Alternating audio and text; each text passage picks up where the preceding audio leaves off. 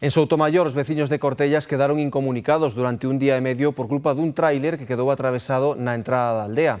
O condutor de orixe ucraína chegou ali enganado polo GPS e tampouco entendeu as advertencias dos veciños. Sacalo foi unha verdadeira odisea, Iria.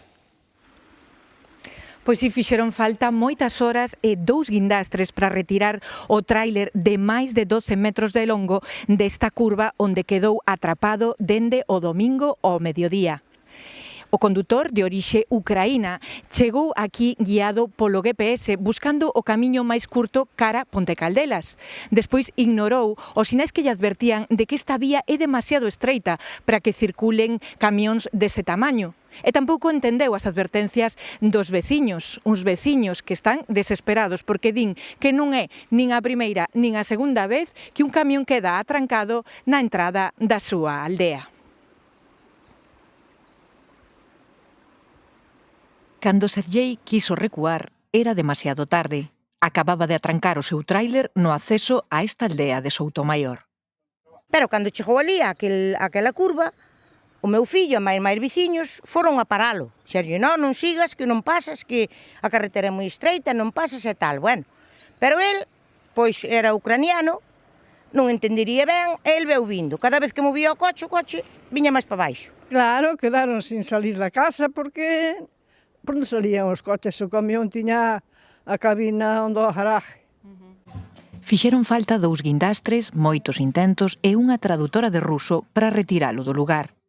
Os veciños non perderon a paciencia, malia quedaren incomunicados, e ofreceron comida e teito ao condutor.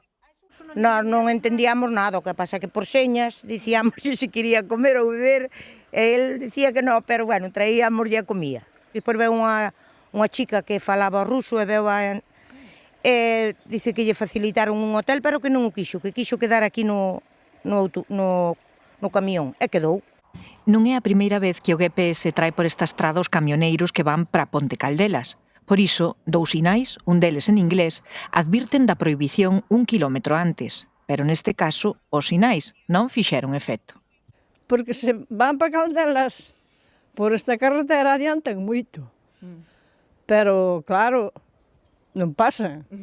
Isto é para coches pequenos, non para camións. Entón, xa lle puxeron ali unha señal que non baixara nin camións, nin autobuses, porque unha vez tamén se ve un autobús hasta a curva. Temos tido aquí 3 ou 4. 3 eran non eran españoles, un era andaluz. A última hora do luns a estrada quedaba despexada e Sergei puido seguir camiño cara a Ponte Caldelas para cargar a mercadoría e levala á República Checa, destino ao que chegará cun día e medio de atraso.